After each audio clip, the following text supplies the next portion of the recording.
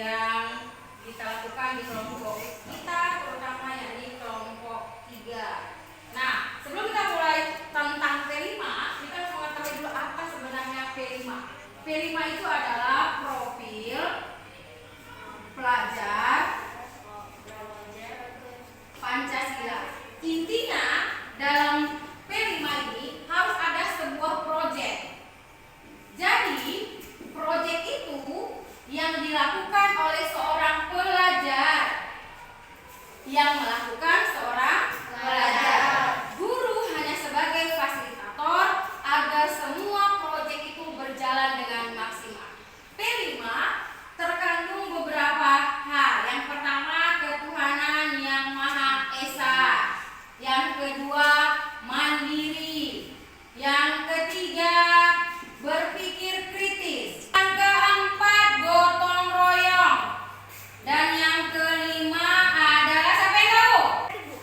Oke, kreatif. Nah, kreatif. Untuk SMA Negeri 5 Buturan Muda telah disepakati bahwasanya proyek P5-nya yakni adalah kreatif.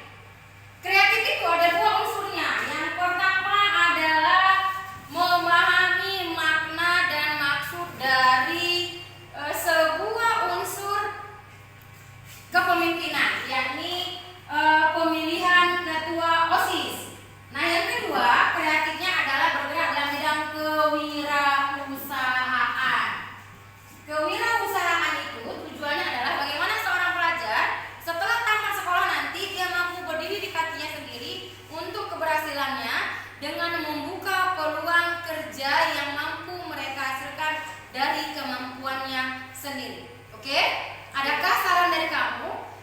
Bentuk kewirausahaan apa yang harus kita buat di kelompok kita? Silahkan raise hand, siapa yang mau? Oke, Elis. Kelompok Elis maunya apa? Buat printing.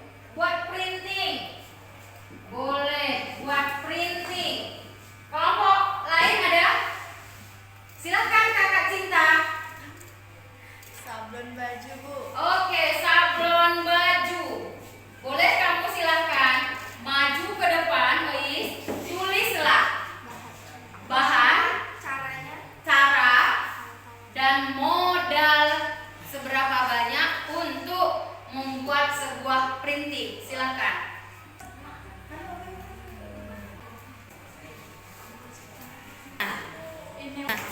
Inilah bahan dan alat untuk printing kelas. Cara membuat: ambil air secukupnya, lalu ambil gelas dan foto, lalu rendamkan foto ke dalam air tersebut, lalu tempelkan foto dengan gelas tadi, lalu dibilas, lalu dijemur dengan beberapa menit, lalu digosok dengan uang koin, dan printing kelas telah jadi. Di sini kita akan membahas tentang maju kita.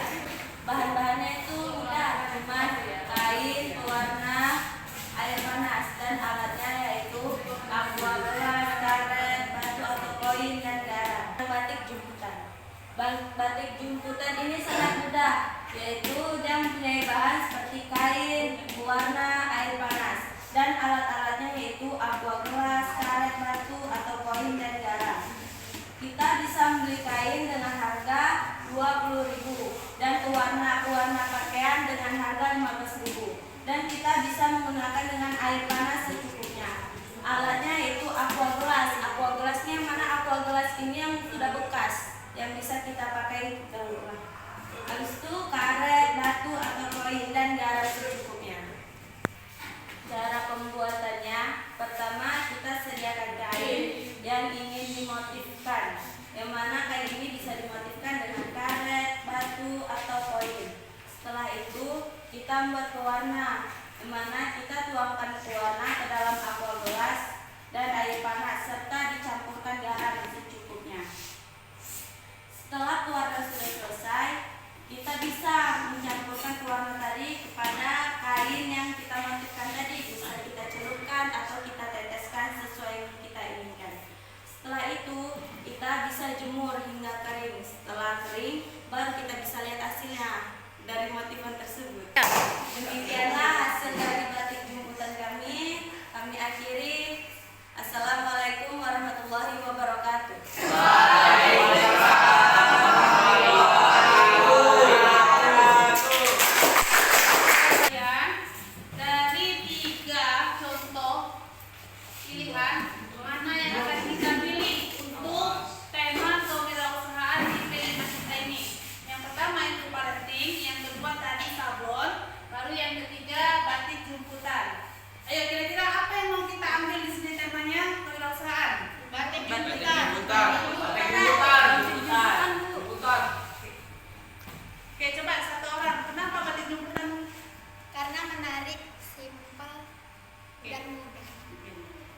Lagi, kenapa betul jemputan? Hemat biaya. Hemat biaya.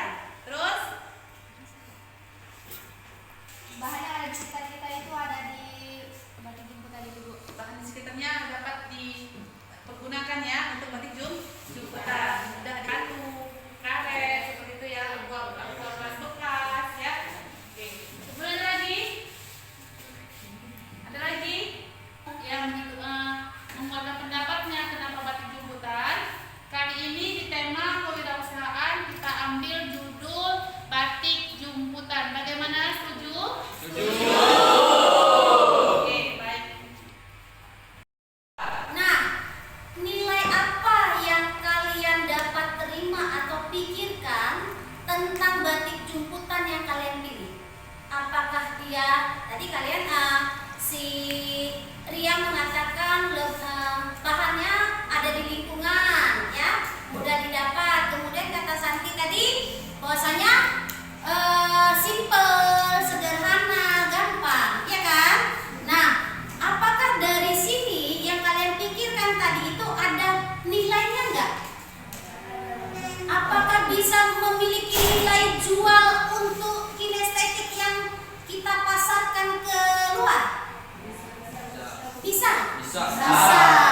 Nah, nilai itu yang dapat kita tarik dari nilai ekonomisnya, bahwasannya kreativitas kalian ini harus kalian gali lebih tinggi lagi. Kalian cari motif-motif yang bisa lebih berkreasi lagi.